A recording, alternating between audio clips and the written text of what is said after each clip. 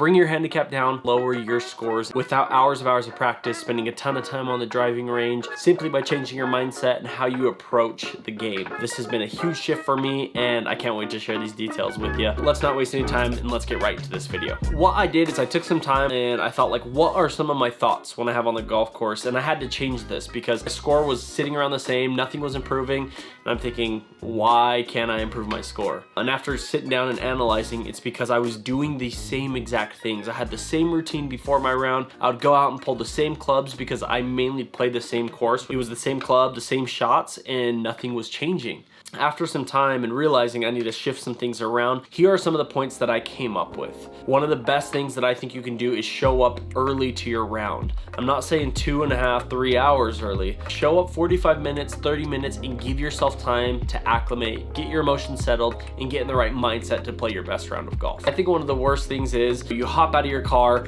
tee times in 3 or 4 minutes, you throw on your shoes, and you're running to the first tee box to hit your first shot. You got a lot of emotions, your brain's scattered, you know, it's everywhere. That is not a good equation for success. That's not gonna allow you to perform your best when your emotions are on a very high for the first tee box. Then you go hit a bad shot and now your round is going. Your brain's all over the place. I like to show up around an hour earlier than a round. Allows you the time to, you know, get on the green, practice your putting, chipping around for 30 minutes or so, going over the driving range, hitting a small bucket of balls and just getting loose, feeling good.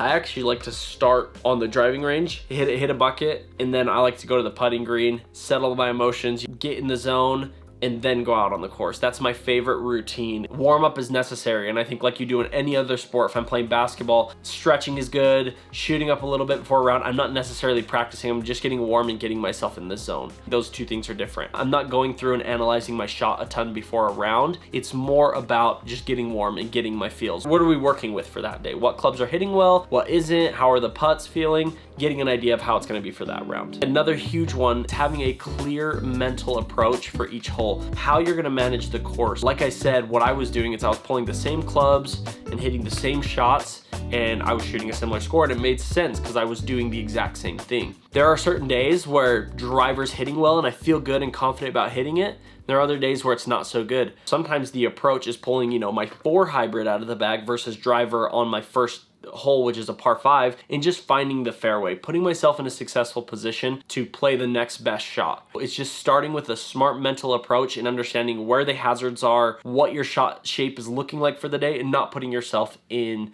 a predicament or a poor situation for your next shot. This can help you build momentum, score a good score, or have a good hole. So coming at each hole with a mental approach and knowing how you want to play that hole. This is a segue into what I just touched on. You don't always have to pull driver on the tee box. Everyone wants to hit long, bomb it down fairways. But majority of the time, if you're a higher handicapper, your driver has a large dispersion, and a lot of the times you're gonna be finding rough or recovery shots in tall grass or out of the trees. So playing the best club, not always pulling driver out of the bag on every tee box. You don't need a driver on every par 4 and 5. Obviously, if the hole says, hey, driver, you got the range, you have the forgiveness, of course, play a long ball, that'll give you a good second shot. But if it's gonna put you in a bad spot, give you a 1-shot penalty, it's better to play a different club, which is something that I've learned and that I started to do, and it has helped my game tremendously. The next thing is avoid compounding mistakes. I fall into the most is, say I hit a bad shot, I hit one really fat, or I top the ball, do something just horrible. I get frustrated, go at it with that exact same club and hit it again. And usually it's a compounding mistake, and then it just leads to another bad shot, and then I'm playing catch up, right? I'm trying to, no, I need to get to the pin on this one, and so I try to smash the next shot to make up for what I made on my last mistake, and it compounds and it gets worse. Taking a step back, analyzing, okay, that shot's behind me, let's approach what's the next best shot. Sometimes, say you're playing out of a really bad lie, it's better to just get back on the fairway, get your tires back on track, than to try and play a hero shot and end up further into the rough. That's another thing high handicappers do. They already have a bad lie, a bad shot, and then they try to do something crazy and lose their ball when you could have just played a smarter shot. So another thing to consider. The hardest shots are usually those shots that take a lot of finesse. They're within 40 yards of the flag, you know, you're right around the green. Those 40 yards and in are some of the toughest shots in golf, and where a lot of strokes are lost. When you're planning for a hole, sometimes you don't want to be bombing it and just hitting right off the green. Maybe you want to leave yourself a little bit shorter, like a 60-yard shot. So I'm more comfortable hitting that 65-yard shot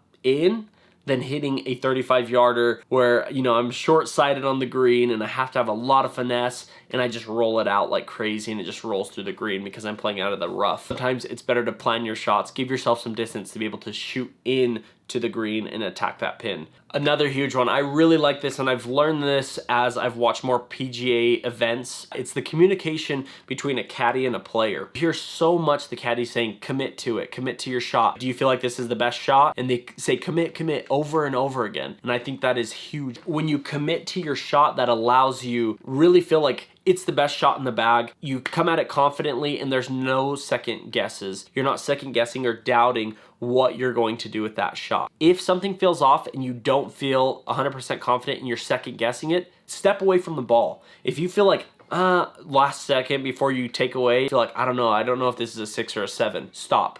Take a step away from the ball, take a breath, analyze, and feel like you're taking the best club that's gonna give you the best chance or the best shot. Even if you're doubting your line or where you're attacking, take a breath, think about what you're doing, and make the best shot. Step away. So many times I get caught standing over the ball, and I know as soon as I take away, I'm having negative thoughts or bad thoughts, and I should have stepped away from the ball to just regroup. Another huge one, and I think this is extremely detrimental when you're playing in a foursome with your friends that are also at a similar handicap, coaching, or we could call it third wheel, or what is it called?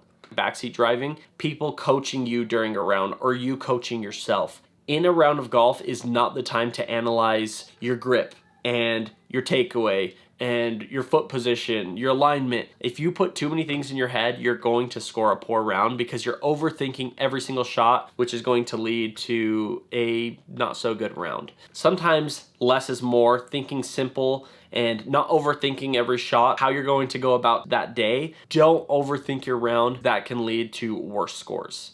You know, sometimes you do have a goal that day, like I want to focus on compressing or my hand position, but have 1 or 2 swing thoughts, and that's what you're going to ride for the rest around, no matter whether you're doing really well or you're having a really, really bad day. Don't overthink and don't start to bring in a bunch of swing thoughts and all these things that you need to fix on the course. It's not going to help you. Another thing that goes along with course management, don't always pull the longest club in your bag. I think that's another thing that people do is grab a rangefinder, you're starting to play, you laser it in, it's like, okay, it's 220 yards. What club goes 220? And they just smash it. They don't account for dispersion. They don't account for when it hits the green, what's behind it. Is it gonna roll through? If they short side it, are they in a bunker? They just hit the actual club distance. And especially if you're a high handicapper, you know you're not always going to actually go that exact distance that your club goes. So accounting for those things and not just going for the distance, but where is it a safer shot? If you are to miss, where is the best miss?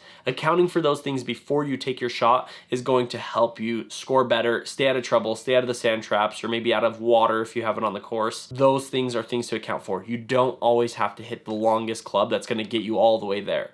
I think a huge one that factors in and is a great segue with this one is actually knowing your club distances, knowing what each club does and how far you can get with it. That is one of the biggest things that changed in my game, and I might throw up like a screenshot or something, but I use the Swing Caddy SC4, actually knowing your club distance. I totally get that not everyone can afford or wants to buy a launch monitor, but maybe you set up an hour at a simulator and you hit each club a handful of times so you can get a range, and maybe you put it on a piece of paper or on the notes on your phone, and you can have that as a guide for what your benchmark for each club is. This will help you stay out of a lot of trouble, and it just helps you feel more confident and trust the shot. You're really committing to each shot because you know this club goes this distance. And even if you're not having a great day, you know that's the right club to hit. And it will help you factor in with wind and all those different things when you know how far your club actually goes and what club should be pulled out. That way you can stay out of trouble as well. Those are some of my tips for how to lower your scores without hours and hours of practice. literally just getting out there, changing your mindset and how you approach the course. I think these tips are gonna help you. So let me know if you have any tips or any pointers, put them in the comments below. I'd love to know what things you guys have done to change your mindset around shooting better scores as well. And if you guys like this video, make sure to like, subscribe to the channel, because we'll be doing a lot more content around golf, getting live, and we're doing our thing. If there's anything that you would like to let me know, feedback or anything like that, feel free to throw it in the comments as I try to reply to everybody. But guys, I really do appreciate all the support and all the subscribers and people that have been commenting on my videos. I really do appreciate it. So thank you guys so much, and have a good rest of your day, and we'll see you in the next one. Peace out, guys.